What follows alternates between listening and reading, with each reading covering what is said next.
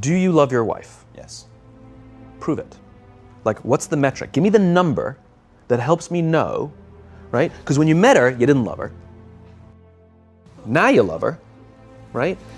Tell me the day the love happened. It's an impossible question. But it's not that it doesn't exist, it's that it's much easier to prove over time, right?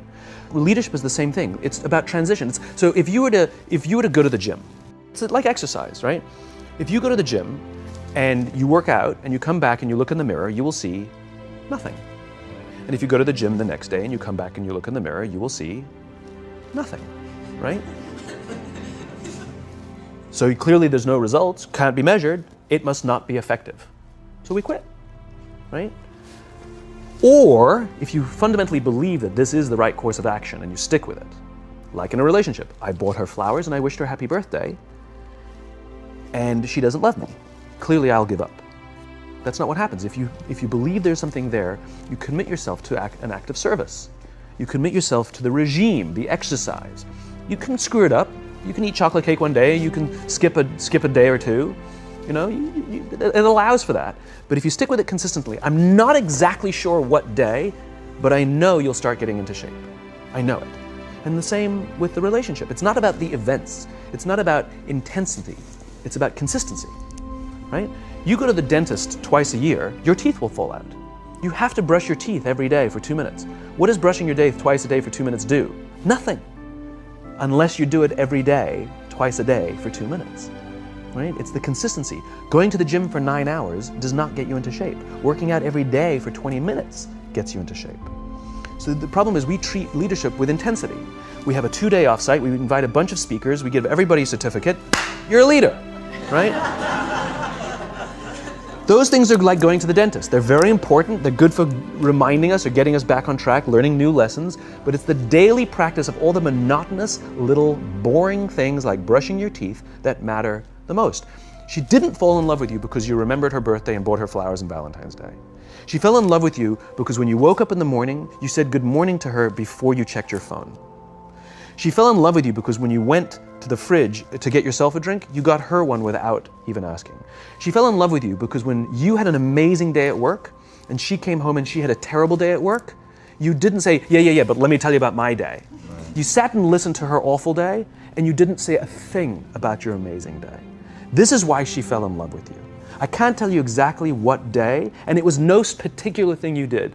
It was the accumulation of all of those little things that she woke up one day and as if she pressed a button, she goes, I love him, right? Leadership is exactly the same. There's no event. There's no thing I can tell you you have to do that your people will trust you. It just doesn't work that way. It's an accumulation of lots and lots of little things that anyone by themselves is innocuous and useless. Literally, pointless by themselves. People will look at little things that are good leadership practices and say, that won't work, and you're absolutely right. But if you do it consistently, and you do it in combination with lots of other little things, like saying good morning to someone, that looking them in the eye. My friend George, who's a 3-star general in the Marine Corps, he says his test for leadership, and I love this, he goes, his test for a good leader is if you ask somebody how their day is going, you actually care about the answer. The number of times we're walking to a meeting, we're rushing, we go, how are you? Not good, I got to get to you later, I'm late for a meeting. Right. If you ask the question, you were standing there and you were listening to the answer. It's those little innocuous things that you do over and over and over and over that people will say, I love my job. Not I like my job. I like my job means, yeah, the challenge is great, they pay me well, I like the people. I love my job means, I don't want to work anywhere else. I don't care how much somebody else is willing to pay me. I'm devoted to the people here, and I care desperately about the people here as if they were my family. In business, we have colleagues and coworkers. In the military, they have brothers and sisters. That's how they think of each other. If you really have a strong corporate culture, the people will think of each other like brothers and sisters. It's like a family, right? No, brothers and sisters. Deep love. Fight, but the love doesn't go away. Bicker, the love doesn't go away.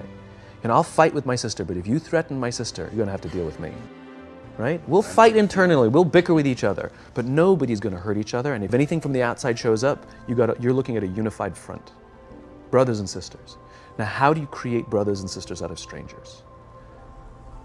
Common beliefs, common values, parents, in other words, executives who care about their children's success, who care to raise their children, teach them skills, discipline them when necessary, help them build their self-confidence so that they can go on and achieve something more than you could have ever imagined achieving for yourself.